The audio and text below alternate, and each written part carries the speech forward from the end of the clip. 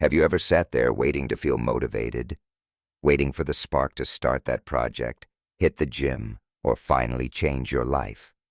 Marcus Aurelius would have laughed, because the truth is, motivation is unreliable.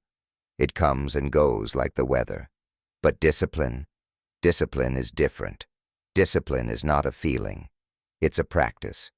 And for the Stoics, it was sacred. In this video, we'll break down how the Stoics approached discipline and why waiting to feel ready might be the very reason your goals are still out of reach. But this isn't just a breakdown. It's a month-long transformation framework based on the same principles Marcus Aurelius, Epictetus, and Seneca lived by. Not to help you optimize your life, but to help you reclaim it. You'll learn 3 essential morning actions, grounded in Stoic thought. Each one a strategy to overcome emotional resistance, reclaim your time, and build creative momentum. These aren't hacks. They're tools for war. A war against the fear, distraction, and inconsistency that plague every creative life. This video isn't meant to inspire you for a day. It's meant to wake up something ancient inside you. Because you are not just a consumer of your life, you are the creator of it, and every act of discipline is an act of creation. If you've ever felt stuck waiting for motivation to magically strike, this video is your sign to stop waiting and start building unshakable discipline. Stick around, because I'll share 3 Stoic strategies you can apply today, and they might just change the way you move through the world. And if you're ready to stop being a prisoner of your moods, make sure to like and subscribe. Let's dive in.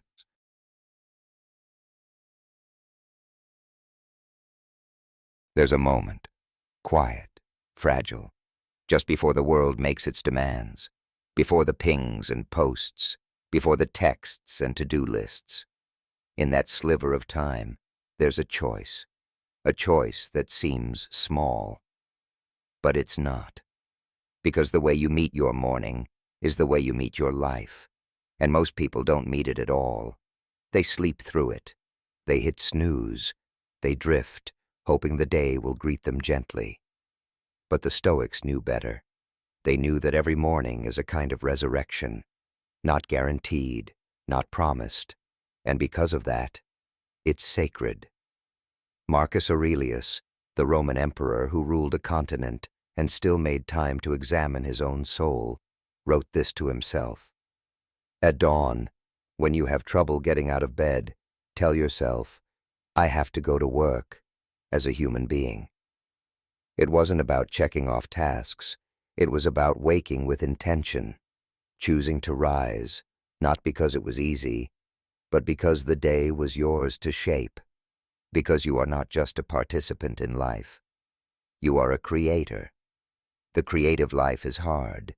You're not building widgets or repeating scripts. You're trying to turn thought into form, emotion into something visible. Nothing about that is comfortable. But if your first decision of the day is to chase comfort, to sink deeper into the warmth of your blankets, to delay the call to act, then you're already teaching your nervous system something dangerous. I don't move unless it feels good. And that's how you train your art to become inconsistent, to wait on a mood, to need permission from a feeling that may never arrive. Creativity isn't a faucet you can turn on when you're inspired. It's a forge, and forges require fire. The discipline to rise before the world wakes. That's the match. That's where you begin building the fire yourself, no matter how cold the air is when you step into it.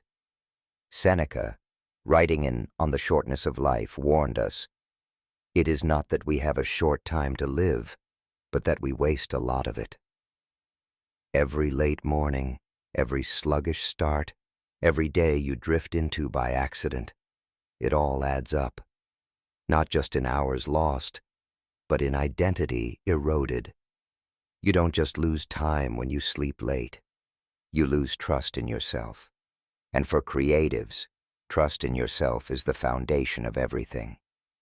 Waking early isn't a badge of honor. It's not about productivity porn or hustle culture. It's about owning the only hour of the day that still belongs to you.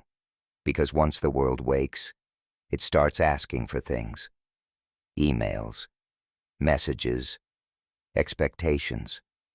And if you haven't claimed space before that happens, you will lose your footing fast. You'll spend the rest of the day reacting, not creating.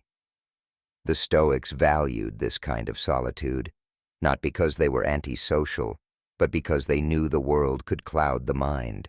They called it ataraxia, a state of inner stillness, clarity untouched by chaos.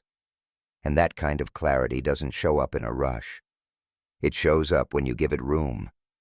When you rise early, you don't just get extra time. You get extra sovereignty. And sovereignty is the first step toward self-mastery. Think about what happens when you wake late. You feel behind before the day begins. You check your phone and someone else's emergency becomes your focus. Your mind is filled before it can even ask what it wanted to say. And that's the tragedy. Because creatives need margin. We need white space around the edges of our thoughts. That's where the ideas live. That's where the breakthroughs happen. But when you give your mornings to the world, you crowd out the sacred. You start your day in someone else's rhythm. And by the time you sit down to create, your attention has already been divided a dozen times. There's a reason almost every great writer, painter, philosopher, and builder of worlds has talked about the magic of early hours. Because the morning doesn't just belong to you, it invites you. Before the voices, before the comparisons, before the pressure to perform. In that silence, your voice can finally be heard. And if you don't rise to meet it, if you wait for it to shout through the noise of the day, you'll miss it. Every time. We want change, but we resist the rituals that create it. We want to be disciplined, but we resent the alarm. We want freedom, but we avoid structure. We want to feel powerful, but we hand over the first hour of the day to sleep. But the Stoics didn't wait for ease. They welcomed effort. Epictetus said, "No great thing is created suddenly. There must be time. Give your best and let time do its work." Waking early is not glamorous. It's often groggy, ugly, and slow. But it's a statement. It's a message you send to yourself every single day. I am showing up, even when it's hard. Especially when it's hard. And in that quiet, repeated act, you begin to rewrite your identity. Not with a lightning bolt of change, but with the chisel of daily choice. That's the Stoic way. Not dramatic transformation, but the quiet, relentless carving of character. You might be thinking, but I'm not a morning person. That's not the point. The point isn't the hour on the clock. It's the act of choosing your life before it chooses you. And if you're a creative who's tired of starting and stopping, if you're sick of waking up anxious, behind, scattered, this is your first step. Not a perfect routine, not a system, just a choice. To rise before the world, before the noise, before the fear has time to take hold. One act of courage, repeated daily. And over time, that choice becomes a practice. That practice becomes a rhythm, and that rhythm becomes a life. Not a reactive one, not a scattered one, but a deliberate, creative, powerful life. You want to change your life? Start by changing your mornings. Don't wait for inspiration. Don't wait for the mood to be right. Don't wait for another lost day to show you what you already know. Rise before the world wakes and meet the version of yourself you've been waiting for.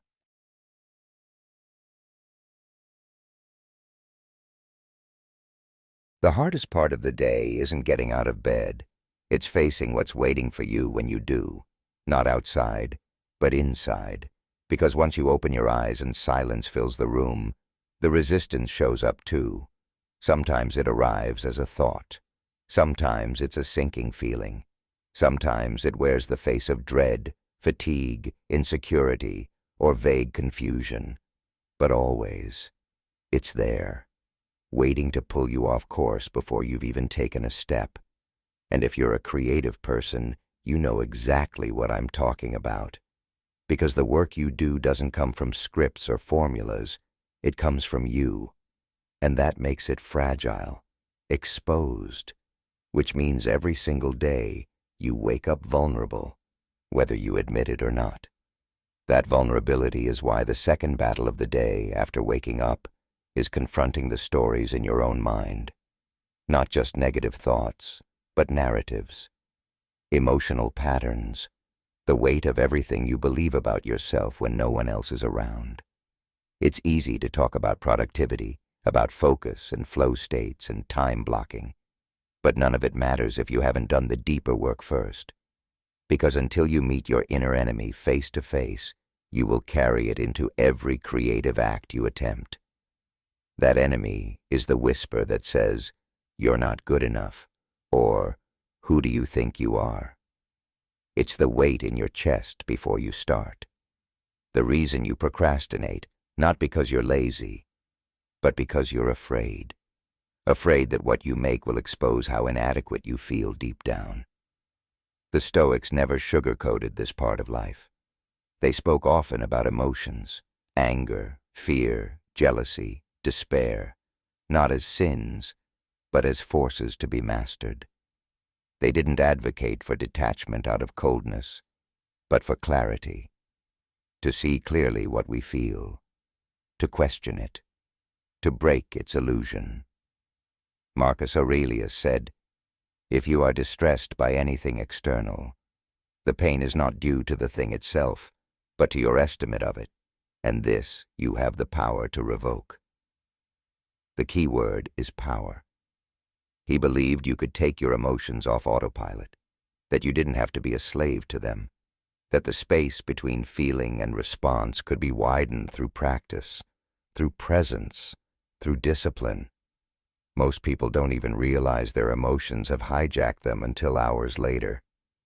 Creatives, especially, fall into this trap. They sit down to create and feel resistance, so they scroll, they snack, they tweak a playlist. They tell themselves it's warming up, but it's not. It's avoidance. And avoidance is rooted in fear, and fear, left unexamined, becomes identity.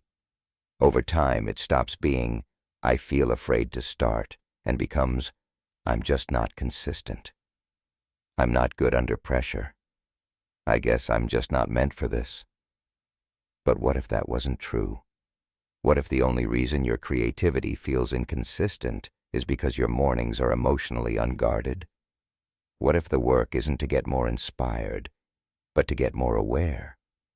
Epictetus taught his students to challenge their thoughts like a guard interrogating a stranger at the city gates. "Wait for me a little, impression," he said. "Let me see what you are and what you represent." That is the discipline we're building, the ability to pause and ask, what is this feeling I woke up with? Is it true? Is it useful? Or is it just old conditioning echoing into today? This is why it's not enough to wake up early. You also have to wake up inwardly, to sit still before the world gets loud and take a full inventory of your mental state. Because if you skip this step, your work will always carry hidden resistance. Your ideas will come out clouded.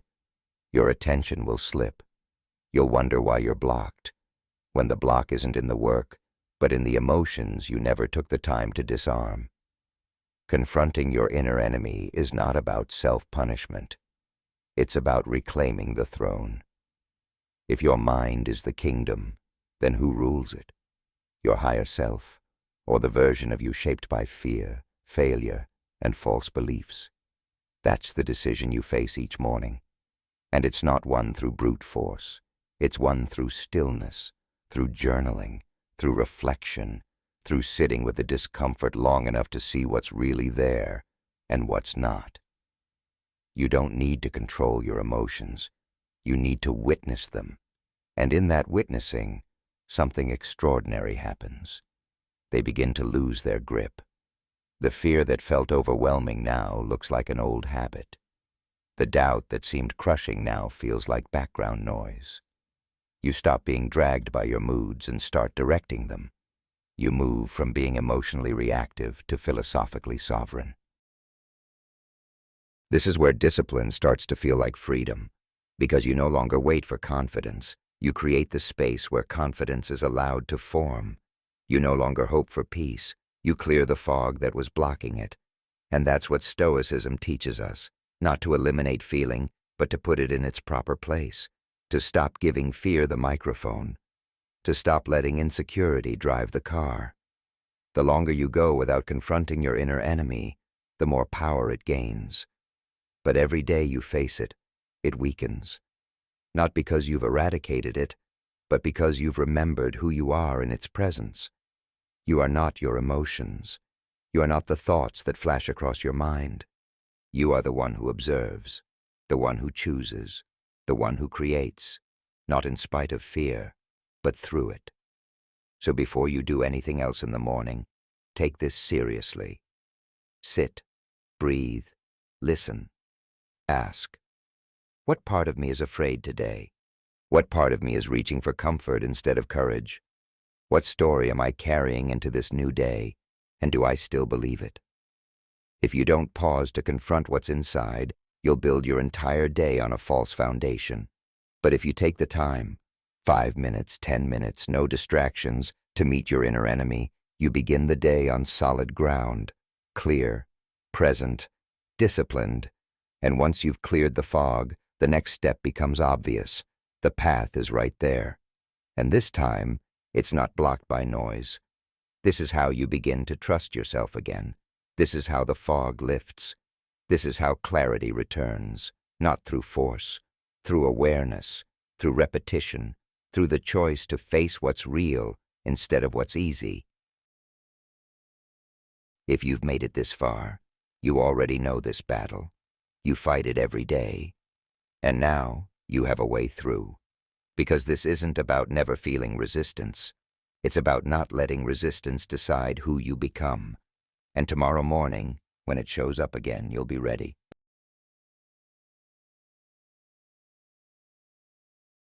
Most people don't realize when it happens. They wake up and reach for their phones without thinking. One swipe, one scroll, one tap, and they're gone. Not physically, but mentally. Their attention has been hijacked before they've even remembered who they are. The inbox is louder than their intuition. The feed is louder than their focus. The world gets a voice before they do. And the worst part? We've come to accept this as normal.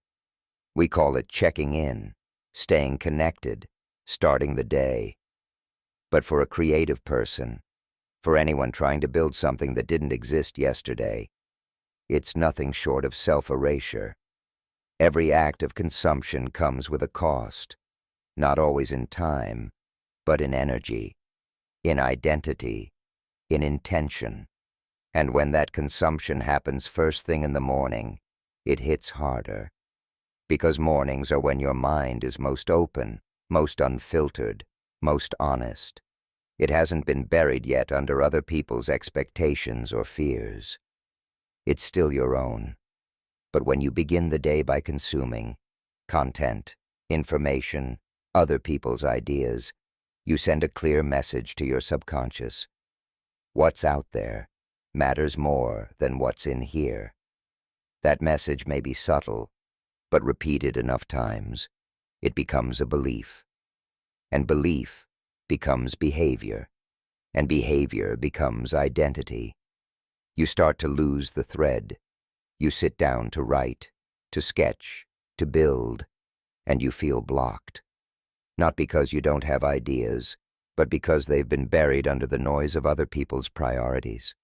You've spent the first hour of your day letting the external world dictate your inner state, and now you wonder why you feel scattered, why your voice feels faint, why your confidence feels thinner than it used to. It's not a mystery. It's just a habit, one that can be broken, and must be, if you're serious about creating your life rather than just reacting to it.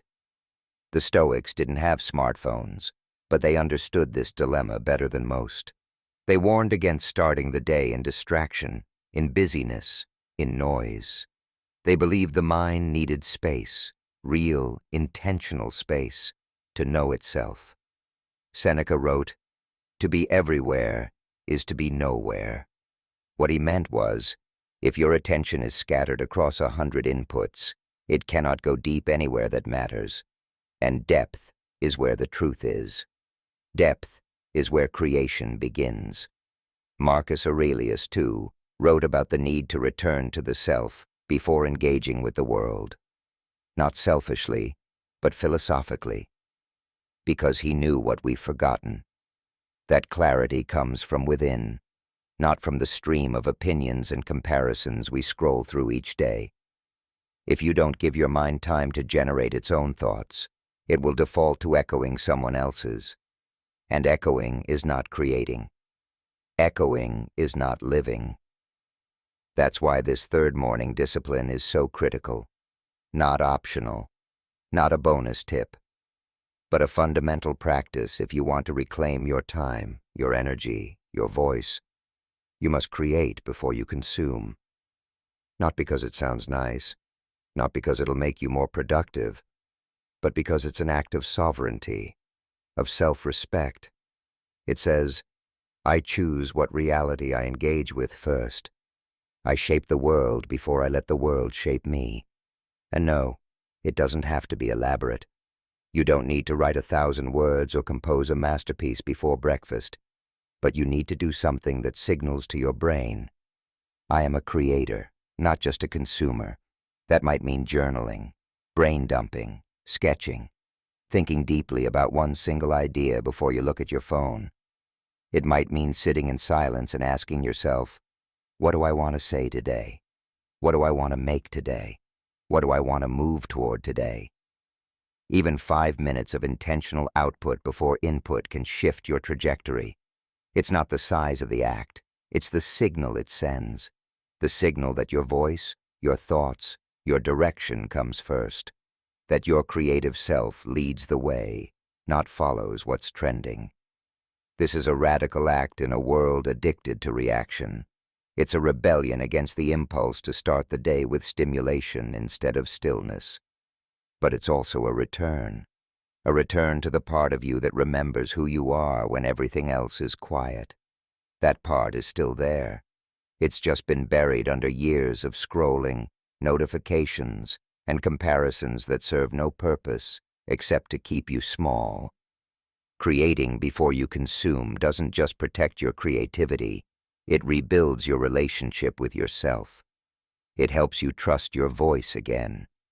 You stop waiting to be inspired and start inspiring yourself. You stop needing external validation and start building internal momentum. And that's when everything changes. Because you stop asking, am I good enough? And start saying, I'm here. I'm making something. Let's go. This isn't about perfection. Some mornings your mind will still be foggy. Your ideas will still feel out of reach.